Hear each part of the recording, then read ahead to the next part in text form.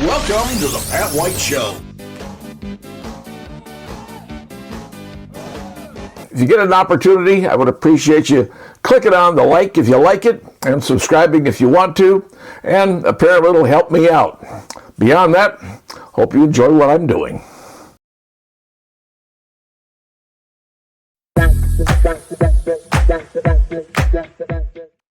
Hello, class, and welcome to Brand Design 101, your introductory class into, designing a brand.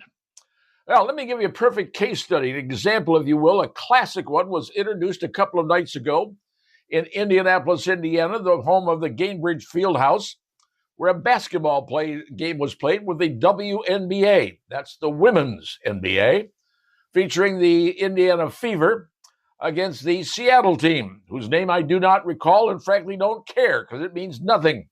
But that game did something that had never been done before. As a matter of fact, it was so secretive, no one in the media in Indianapolis or anywhere else found out what was about to occur. Now you're saying, what do you mean what was about to occur? Well, suddenly, on that night, a reveal was done of epic proportions that no one had ever seen. Suddenly, the outside of the Gainbridge Fieldhouse had various basketball rims set up, signs on the sides of buildings. But bigger yet, inside of the Gaines Fieldhouse, every single seat, 20,000 seats approximately, each seat had a special shirt draped across the front of the seat itself, all identical, all with a brand new brand. And that brand had to do with a player on the Indianapolis Fever, none other than the prodigy herself, Caitlin Clark. This was the big reveal for the new branding that was been done by Nike. Now, I can tell you this. After the branding was done, after the show was done, there were trolls out there who were saying this thing looks like it was designed by third grader. Well, those people are trolls for a reason. They live in their mother's basements. They don't know what the hell they're talking about. Let's take a look at this branding design, because you have to understand something about branding. All right, take notes because you're going to need to. There's going to be a test. Branding and logos. Let's talk about logos. Logos defined a brand's identity. Now, we'll talk about some of the logos. Let's show you some of the logos coming up and let you see exactly the identity they have. You have to have the impact of the design, something that really catches your eye, catches your attention. The longevity and adaptability of a logo. It's got to last a long time. It's got to be adaptive to the times, social things. Got to keep going on and on. Cultural significance. Well, depends on where it is. This cultural significance has to do with women's basketball or a basketball player who happens to be a woman. And finally, visual communications. Those are the items you got to worry about when you're designing a brand. So the brand Nike came up with is what you call the CC style. Take a look at this. But here's what's important. It's not two C's they just lump together. Take a look at the overlay in the center. Look at the center. Imagine it two moons, one on one side, one on the other side. Look at the C in the center. There is the center. The center is the real C. Caitlin Clark. That design sets up the C. Take a look at a t-shirt, what it looks like. Dark enough t-shirt, you're going, hey, I can see a C. Well, now every time you look at it, you're going to see that C. That's what was done. That was the design, and that was revealed at that basketball game, and everybody got that shirt. Everybody was wearing it, collecting it, and it had the Nike logo on because Nike was the one who designed it. Nike set this entire thing up. They wanted to have a brand.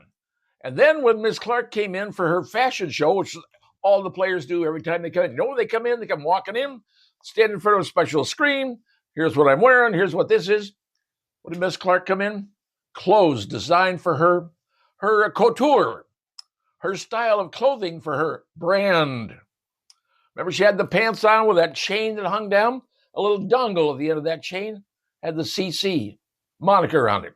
She showed you the top she was wearing, the zipper on it. She says, oh, look what I got. Look at the zipper. There's the dongle, CC.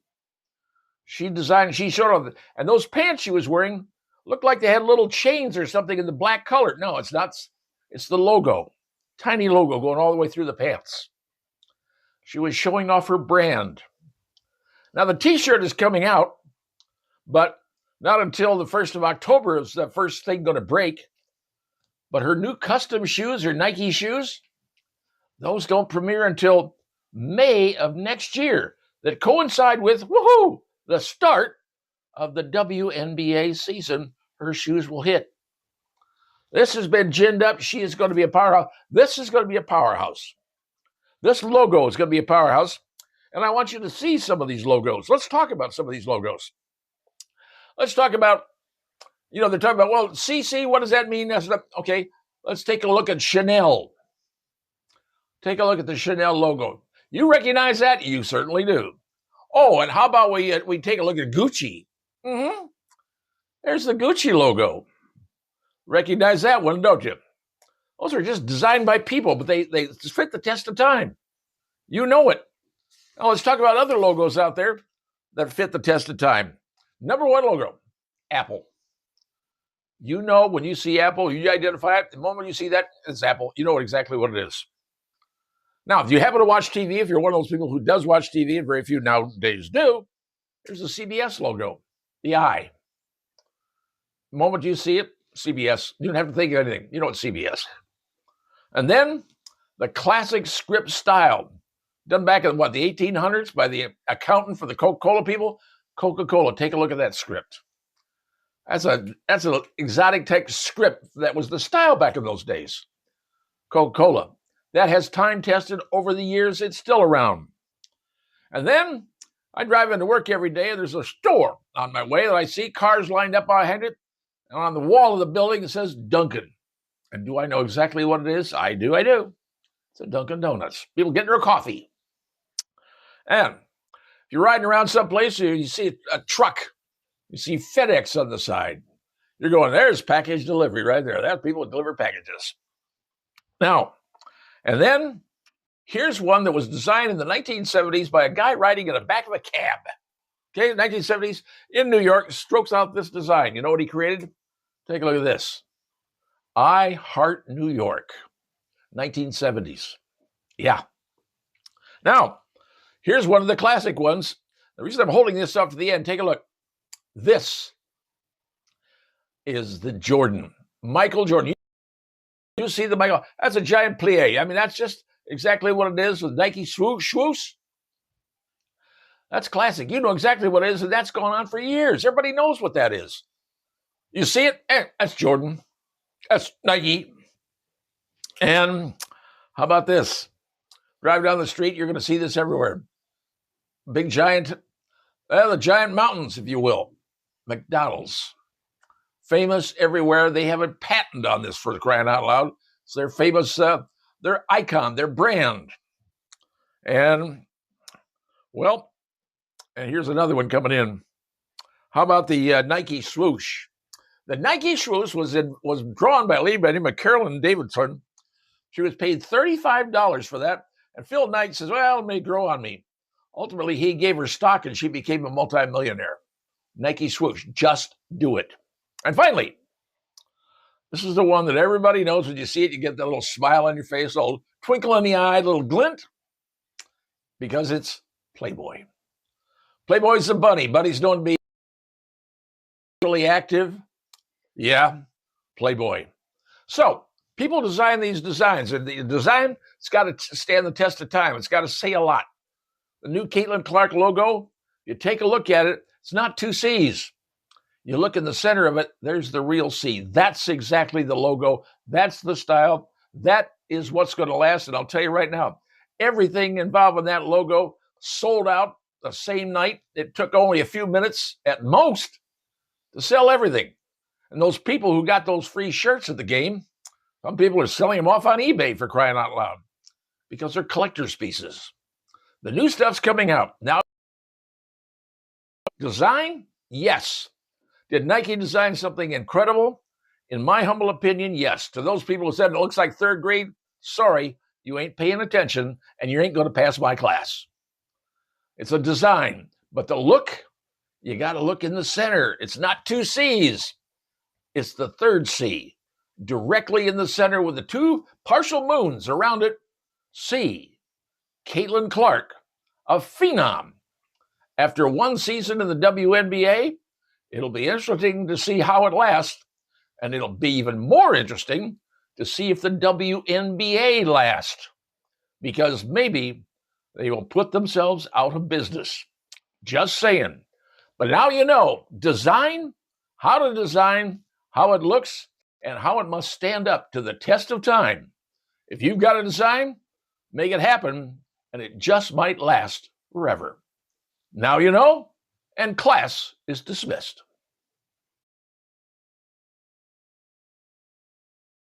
If you aren't aware, we live in an age of digital communication. Everything is wham, bam, thank you, ma'am, fast, lightning fast. People learn about things, well, before they even realize they learned about things. Well, let me tell you about a little episode that happened down at the University of Tennessee. And not that I really care about the University of Tennessee, but it's an episode that stands out and made me think a little bit. A professor down there, a professor of advertising and public relations. I didn't know they had professors of that, but apparently this gentleman is named Matthew Pittman. Well, last week, Matthew Pittman was in his class, and he said to his class, walked up to the lectern, as professors often do, walked up to the lectern, and he said, Travis and Taylor just got engaged. Due to this information, I can't focus. You all can't focus. Class is canceled. Get out of here. We need time to process this information. Unquote. So the professor, the first thing he says to his class is, Travis and Taylor are engaged. I can't focus. You can't focus. So what do you say we cancel the class? Students jumped up, grabbed their backpacks, bolted out of the door to get out, presumably to apparently tell everybody else via their cell phone or whatever methodology of communication they have that Travis and Taylor are engaged. That's one episode that caught my attention. A second one was a White House correspondent. I'm not going to say for which network, to be fair, but she was looking at her phone while she was getting ready to go on air, and she just saw, oh my God, Travis and Taylor are engaged, and she went a Twitter. I hate to use that term, it's a lousy term, but she went, well, stupid. She went really stupid. As a matter of fact, she was so overwhelmed with whatever she got overwhelmed with, the notice that Travis and Taylor were engaged. She said, I want to go on air right now. I want to be the one to release it. This is the mentality that we have in this country nowadays. Everything is so concerned about what celebrities do. And she was so aghast, so astounded, so blown away. She had to go on the air and report that Travis and Taylor Swift were engaged. Who really cares? Turns out, apparently, a lot of America cares, because that night, watching the TV news, which I'm reluctant to do, sure enough, that was one of their big lead stories. Now, how does that change America when you think about it? Is it going to make America better, make America worse? Is it going to make America watch the Kansas City Chiefs play football? None of those things really are concerned. We're talking about bread and circus, folks. That's what this is. A long time ago, a queen in England, talking about what was going on with the peasants, let's just give them bread and circus. Let's keep them involved. Aldous Huxley in 1984 said, yeah, we give them a beer, we give them gambling, we keep them distracted, we can do anything we want. You better understand that. Society, the powers that be, can do anything they want as long as you're placated, that you're happy. You've got your football, your basketball, your baseball, whatever it is you happen to watch, and your adult beverage, whatever you're drinking. And like a professor in a college class says, I'm canceling the class because, well, Taylor and Tyler just got engaged, and I'm just too overwhelmed. Well, he's now claiming it was a test. It was an exercise to see what people are really doing in today's cultural society, where we're more concerned about what's happening with celebrities that aren't with the rest of the world. I'm just saying all this to you because something for you to think about is the fact that two people, 35, are getting engaged are more important than what's going on in the world. What's more important that's going on in your life? What's more important that's going on in your family's life? If that takes precedence over your life, your family life, your job, your country, we're in trouble. Just saying. If that's what that means the most to you, then Aldous Huxley in his book 1984, he was right. We distract you with enough stuff, we can do anything we want. And now, maybe you'll start thinking about it. Well, if you folks have ever listened to me, you know I spent a number of years on the radio and talking about stuff that was going on. But I want to talk to you about the passing of someone in radio who I had a tremendous amount of respect for because, in my humble opinion, he was a genius. His name was Gary Burbank. Now, many of you may have listened to him back in the 1980s, 1990s, whatever, when Gary Burbank was on WLW in Cincinnati. WLW, I used to drive around. Back in those days, folks, I was in sales. I was in sales from like 1975 to the year 2000.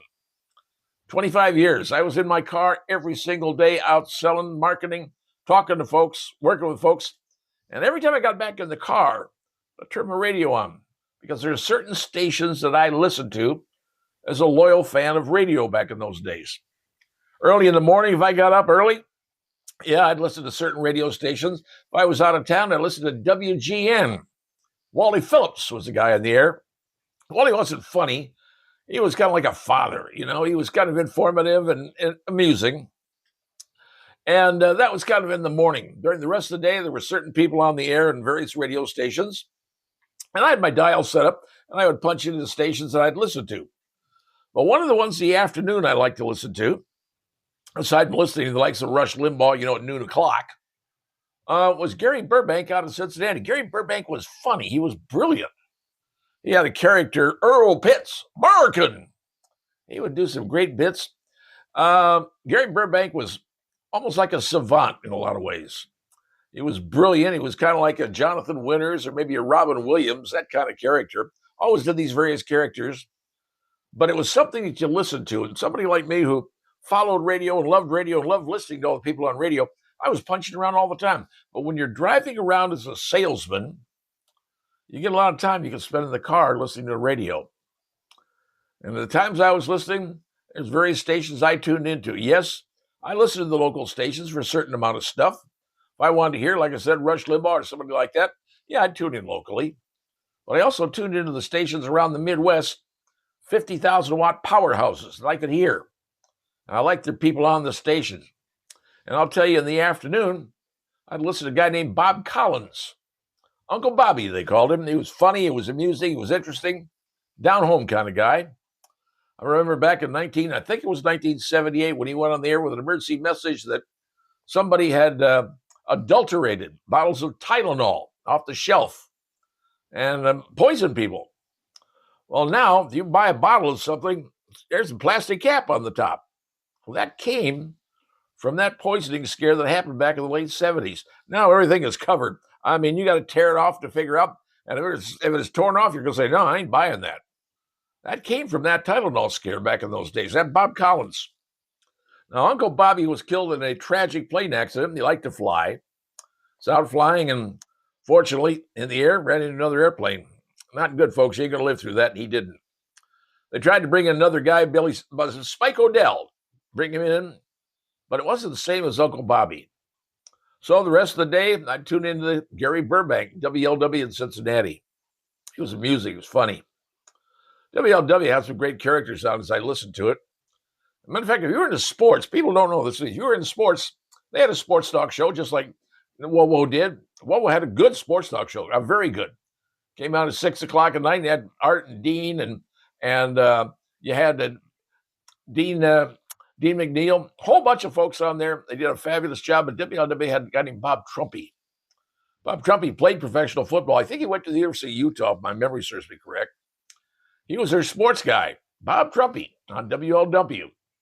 And then when he decided to step down, they handed it over to a guy named Chris Collinsworth. You may remember that name, Chris Collinsworth. I think he played for Cincinnati, if my memory serves me right, and I think he did. Second round draft choice. He became a talk show host, and ultimately, Chris Collinsworth, you see him on network TV nowadays. But all those characters, all the radio, listening on radio, is one of the most powerful things you can do, because Steve Allen was right. You know, radio's theater of the mind. Well, television is the theater of the mindless, or something to that effect. You know, back in the old days, Orson Welles, Invasion from Mars, did that on radio. Scared a whole lot of people because a lot of people believed it. I mean, he even told you, hey, this is not real. We're doing a play acting. But he did it so well that people bought into it. Well, the comedic abilities of Gary Burbank, who passed away at the age of 84, were legendary. And I can tell you that because I'm a fan of radio. I'm a fan of broadcasting. And I'm a fan of listening to good talent. And there's good talent on the radio.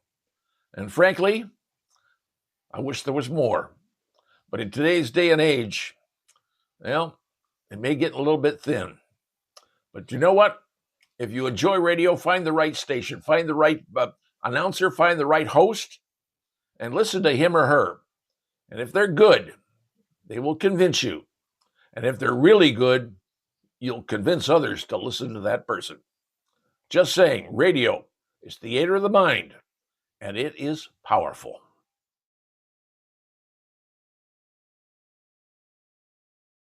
Well, if you're a fan of Caitlin Clark, you're probably upset that you didn't get involved with any of the goodies that were being given away a few days ago down in Indianapolis when people in attendance at the game got that really fancy T-shirt that is now being sold for a lot of money on eBay, and all the other stuff that's going on, the new clothes, the new bling, whatever it is that is Nike is making a boatload of money on.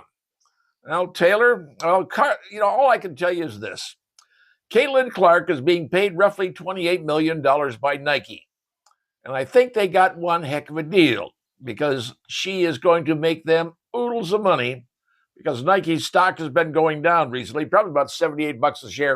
It used to be like $100.50. She's going to bring them back and make them a whole lot of money, and they got her for $28 million. She probably should have held out for $100 million. But if you're distressed you didn't get anything and their shoes aren't going to be available until next May, well, I have good news for you, folks. Caitlin Clark has decided she's also going to represent another company that I'm sure that if you're on your P's and Q's, you're going to be able to get one of these products endorsed by Caitlin Clark. And it's something that everybody seems to be walking around carrying nowadays. Caitlin Clark has just signed a deal with Stanley. You know, the people who make those big drinking things, the thermos that everybody carries around? Yeah. She's just signed a major deal with Stanley 1913, whatever that means. So you can buy yourself a drinking mug, 40-ouncer for $55, 30-ouncer for a mere $45. Or how about one of those 24-ounce ones with a little straw, you flip up? Oh, that's only $40. But if you want to go big time, 64-ounce. Who on earth drinks 64 ounces is beyond me. With the straw, only $65. Now, these will all go on sale, folks, September the 3rd, which is, coming up, right? At 12 o'clock Eastern Standard Time, and that would be, Pacific time. So if you didn't get anything to Caitlin Clark from the latest Nike deal, now's your chance to get your own personal Stanley drinking machine, whatever you call it, your drinking vial, for the new, Caitlin Clark edition. It's coming out from Stanley, folks. Just something for you to know. I want you to get ready. Keep in mind, September the 3rd, starting at noon Eastern time, you can get your order in, get your Stanley cooler, and walk around and say, look what I got, Caitlin Clark. Yeah, that's really a big thing, folks. Because if you didn't get a T-shirt down in Indianapolis, well, now you can get a water mug. That's what I call it, from Stanley. And it's a Caitlin Clark edition. Wow, I got to get me some of that. Either that or the contract she's got. Just saying. Now you know. Do you remember when you were in school, the teacher would talk to you about the seasons of the year? Well, normally they talk about spring, summer, fall, and winter, right? 4 seasons, right? Not in Indiana. Mm-mm. Indiana is one of those states that does not have 4 seasons. And let me give you the actual explanation because you see where we are, where we're going, and what to expect. Currently, we are in what is known as false fall.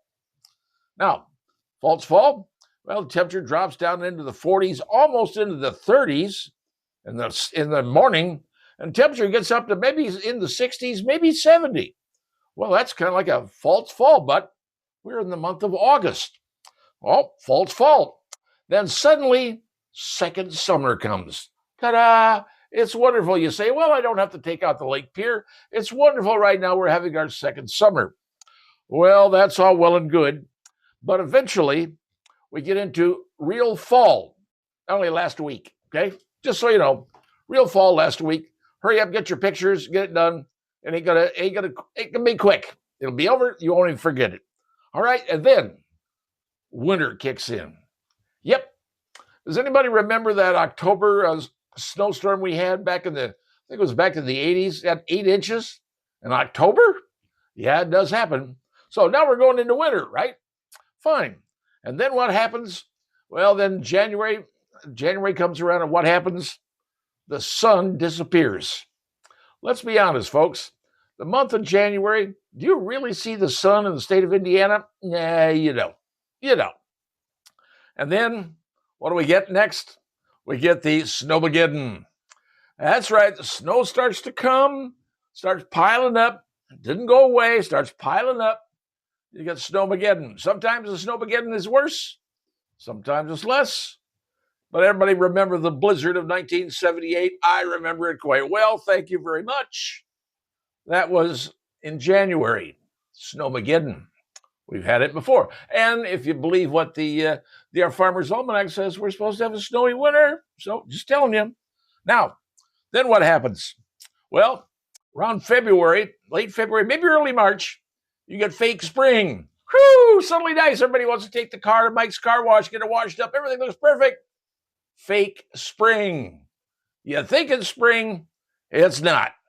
And then second winter. That's right, our second winter shows up again. Sure enough, back there in March, winter starts again. And then, well, once again, they get that winter done. Then what do we experience? Tornado season. Yeah, that'll start in March, April. Tornado season shows up, folks. That's another season we have. And then suddenly we get a third winter. It gets cold, you get some snow, and you're going, wait a minute, snowing in April? It can't be doing that, but it does. Third winter. And then, after winter's over, pollen. Yeah, all them little flakes, all that sneezing, sniffling, taking all those drugs. Yeah, that's the season, pollen season. And then, well, we get more tornadoes. Then you start getting the May tornadoes. Hey, even in June, it happens. We get tornadoes. That's what we get. And then, of course, when suddenly, finally, June rolls around, tornado season is over, then we get the surface of the sun. Yeah, temperature gets over 90 degrees. You're swelting. You're sweating all over the place. It's going to be close to 100. Why, the index says it's going to feel like it's over 100, surface of the sun. And we get that. And then, well, here comes a little bit of break. It gets a little cooler. It's not in the 90s. It's in the 80s. You're going, hey, this is really comfortable. Really comfortable. And then as you get farther into the summer, you get what is known as corn sweat. Ever heard of that? Corn sweats and puts out a whole lot of moisture in the air. And then the air gets really moisture filled. Then the humidity levels are up around 95%. Because in Indiana, we grow two things, corn and soybeans. And when the corn sweats, the humidity goes up. That's what you experience in the state of Indiana. And then finally, back to the heat of the sun. Once again, temperatures up into the 90s. And they say it's going to feel like it's in the 100s. There's nothing. And that's what we get for Indiana. And then, eventually, back to fake fall. So now you realize, folks, We don't have 4 seasons in the state of Indiana. We have multiple seasons. And right now we're in fall. And then, of course, then you're going to get perfect summer coming up again pretty soon. And then fall shows up. So now you know what's going on, folks. Now you understand Indiana. No 4 seasons, plenty of seasons. Because that's what makes Indiana, Indiana.